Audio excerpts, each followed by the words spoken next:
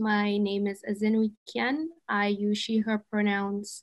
I am currently the chairperson of the Canadian Federation of Students on the national level. We are Canada's oldest and largest post-secondary advocacy organization.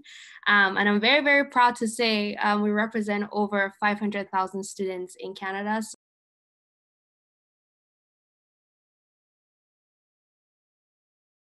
I think the biggest issue facing our country today is our government's failure to invest in our future. And I know that's a little bit broad, but to break it down a little bit, I would say to invest in our future will mean to tackle the student debt crisis and the unequal access to education that we are facing. I remember when I was in high school, I had a lot of dreams. I want to become a lawyer. At one point, I wanted to become a medical doctor, but I always knew that there will be barriers in the way because I did not know where I was going to get the money from to be able to attend post-secondary education.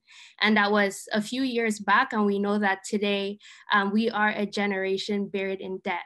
So I worry very much for the generation that is graduating from high school to get into post-secondary education, because what we're seeing is that every year tuition fees are increasing and student debt is a result of tuition fees. So how are we and you see the government says this a lot, that we are the future. We are the future of this country, we are the ones to build up this economy. But the dreams that we have were already set up to fail before we even begin.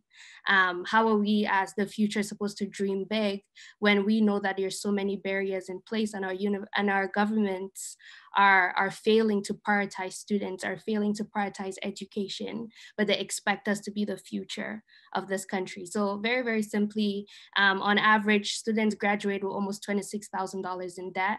That's a lot of money. We're not able to invest in homes, in our families, in businesses.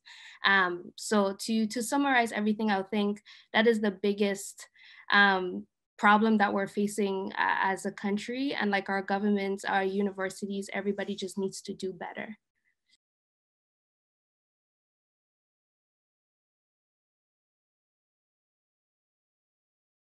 I would stand by the messaging that we've had for years and years and years again, which again, I would like to point that our governments are not listening. We have been asking for a free and accessible education for all.